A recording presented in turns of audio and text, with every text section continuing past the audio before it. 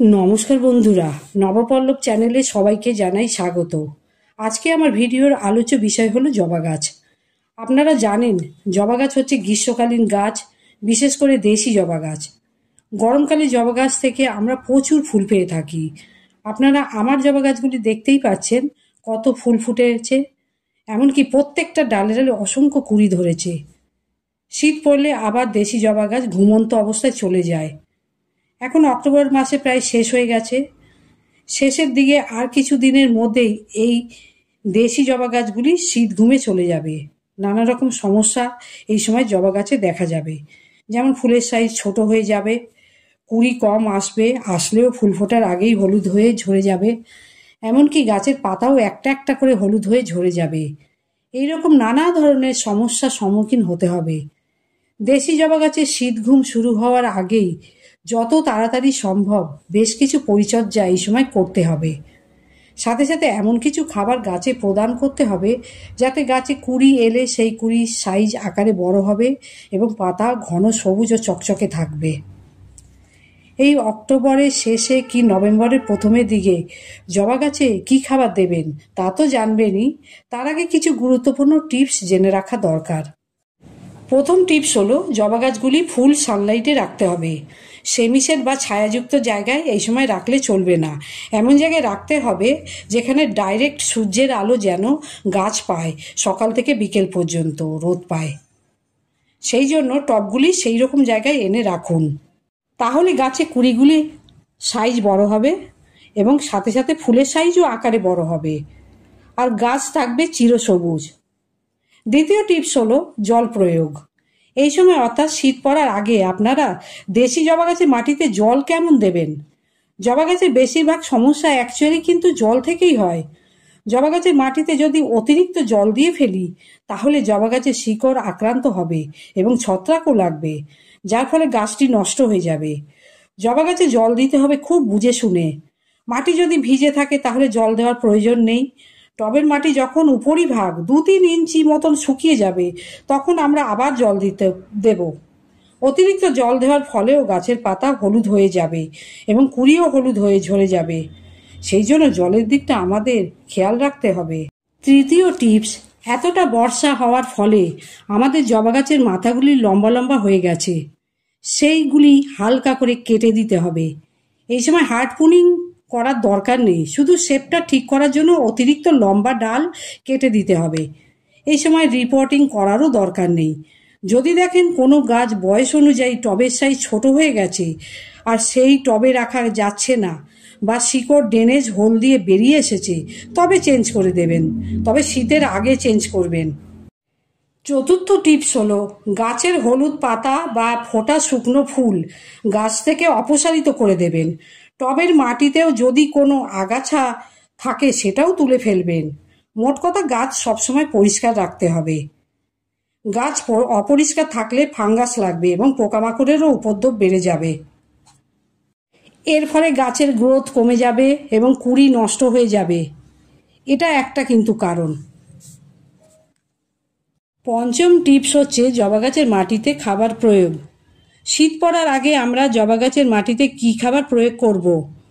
আমরা জবা গাছের মাটিতে একটা মিশ্র জৈব খাবার প্রয়োগ করব, যে খাবারটি গাছে প্রদান করলে পুরো শীত জুড়ে গাছ ভালো থাকবে এবং প্রচুর ফুল দিতে সক্ষম হবে। খাবার প্রয়োগ করার আগে টবের মাটিতে যদি কোনো রকম আগাছা থাকে সেটা তুলে ফেলুন।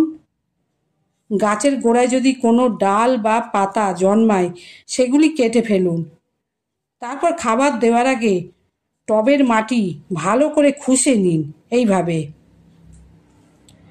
কিছুটা মাটি সরিয়ে দিয়ে একটু সার্কেল মতন করে নিয়ে খাবারটি প্রয়োগ করুন টবের কিনারা বরাবর। 1 টেবিল চামচ দেবেন নিম খোল, 1 টেবিল চামচ সর্ষের গুঁড়ো খোল, 1 টেবিল চামচ বোনডাস্ট, 2 চামচ পাকা কলার খোসার গুঁড়ো বা শুকনো করে টুকরো টুকরো করে নেবেন। টবের সাইজ অনুযায়ী এই খাবার বাড়িয়ে কমিয়ে নেবেন। আর দেবেন 1 চামচ ফ্রেশ চা পাতা। ব্যবহার করা চা পাতা না দেওয়াই ভালো। আর 1 চামচ দেবেন সিউইড, এটা যে কোনো ফার্টিলাইজারের দোকানে পেয়ে যাবেন। এরপর দেবেন হাফ চামচ এপসাম সল্ট বা ম্যাগনেসিয়াম সালফেট। এটাও আপনারা ফার্টিলাইজারের দোকান বা ওষুধের দোকানেও পেয়ে যাবেন। এরপর দেবেন হাফ চামচ রান্না হলুদের গুঁড়ো। হলুদের গুঁড়ো মাটিতে দিলে ফাঙ্গিসাইড হিসাবে খুব ভালো কাজ করে। তাছাড়া মাটিতে থাকা ক্ষতিকারক ব্যাকটেরিয়া ও পোকামাকড় দূর করতে সাহায্য করবে। প্রত্যেকটা খাবার খুব ভালো করে মিশিয়ে টবের মাটিতে দিতে হবে। এই পরিমাণটা দেখালাম 10 থেকে 12 ইঞ্চি টবের জন্য। খাবারটা দেওয়ার পর 1 থেকে 2 মুঠো ভার্মি কম্পোস্ট দিয়ে দেবেন টবের মাটিতে। এই সমস্ত খাবার দেওয়ার পর যে মাটি তুলে রেখে খাবারটা আমরা দিয়েছি, যে একটা সার্কেল করে নিয়েছিলাম মাটিটা তুলে, সেই মাটি আবার টবের খাবারের উপরে দিয়ে দেবেন, অর্থাৎ খাবারটাকে সেই মাটি দিয়ে চাপা দিয়ে দেবেন।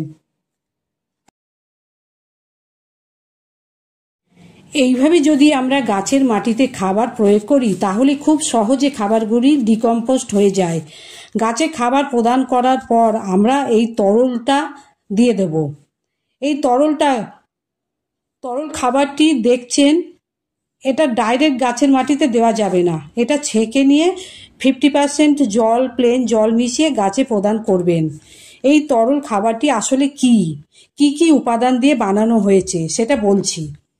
1 লিটার জল নেবেন, তার সাথে দেবেন 3-4টি বড় সাইজের ফেলে দেওয়া পেঁয়াজের খোসা বা রসুনের খোসা। এটা 3 থেকে 4 দিন জলে ভিজিয়ে চাপা দিয়ে ছায়াযুক্ত জায়গায় রেখে দিতে হবে। 3-4 দিন পর ছেঁকে 50% জল এর সাথে মিশিয়ে গাছের মাটিতে প্রদান করতে হবে। পেঁয়াজের খোসার মধ্যে থাকে প্রচুর পরিমাণে পটাশিয়াম, আর আমরা জানি গাছে অজস্র ফুল পেতে পটাশিয়ামের প্রয়োজন। সেটা এই পেঁয়াজের খোসা ভিজানো জল থেকে গাছ পেয়ে যায়। আর এর সাথে রসুনের খোসা দিলে এটা গাছের গ্রোথ হরমোন হিসাবে কাজ করে। আবার রসুনের খোসার তীব্র গন্ধে মাটিতে যদি পিঁপড়ে বা কেন্ন থাকে তা বেরিয়ে যাবে। যারা জবা গাছে পেঁয়াজের খোসা বা রসুনের খোসা দিতে চান না, যেহেতু জবা ফুল পুজোর কাজে লাগে, অনেকে দিতে চান না, তারা দেবেন না। তারা উপরিক্ত যে মিশ্র খাবারটি শুধু দেখালাম সেটাই প্রদান করবেন। খাবার প্রদান করার পর প্লেন জল দিয়ে দেবেন, কারণ আমরা জানি গাছে শুকনো খাবার দিলে জল দিতে হয়। জলের বদলে যদি পেঁয়াজ বা রসুনের খোসা ভিজানো জলটা দিতে পারলে আরও ভালো রেজাল্ট পাওয়া যাবে। এতে গাছের গ্রোথও ভালো হয় এবং প্রচুর পরিমাণে কুঁড়ি আসে। জবা গাছের সবথেকে বড় শত্রু হলো মিলিবাগ। জবা গাছে মিলিবাগের উপদ্রব খুব বেশি হয়। এটা একবার গাছে এলে আর যেতে চায় না। এই মিলিবাগ দূর করতে হলে আপনারা ফার্টিলাইজারের দোকান থেকে একতারা বা টাবগড় পেস্টিসাইড ব্যবহার করতে পারেন। এটা খুব ভালো কাজ দেয় মিলিবাগ দূর করার জন্য। এই পেস্টিসাইডগুলো মিলিবাগ দূর করতে খুব কার্যকরী। এটা 1 লিটার জলে 1 থেকে 1.5 গ্রাম নিয়ে ভালো করে ঝাঁকিয়ে পুরো গাছে ভালোভাবে স্প্রে করে দেবেন। যখনই গাছে কীটনাশক স্প্রে করবেন সন্ধ্যার দিকে করবেন। দুপুরে চড়া রোদে কখনো কীটনাশক স্প্রে করবেন না। এই কীটনাশক দেওয়ার কিছুক্ষণ বাদেই মিলিবাগগুলি মারা যাবে। পরের দিন সকালে পুরো গাছটি প্লেন জল দিয়ে স্নান করিয়ে দেবেন। এইভাবে আপনারা শীত পড়ার আগে দেশি জবা গাছগুলি এইভাবে পরিচর্যা করুন, দেখবেন আপনার গাছগুলি কুঁড়িতে ভরে থাকবে। তো এই ছিল আজকে আমার ভিডিওটা ভালো লাগলে একটা লাইক, কমেন্ট করবেন এবং বন্ধুদের মাঝে বেশি বেশি করে শেয়ার করে দেবেন। নতুন বন্ধুরা এইরকম বাগান সংক্রান্ত নিত্য নতুন ভিডিও পেতে আমার নবপল্লব চ্যানেলটি সাবস্ক্রাইব করতে ভুলবেন না। আপনারা সবাই ভালো থাকবেন, আপনাদের গাছগুলি ওকে ভীষণ ভীষণ করে ভালো রাখবেন। ধন্যবাদ।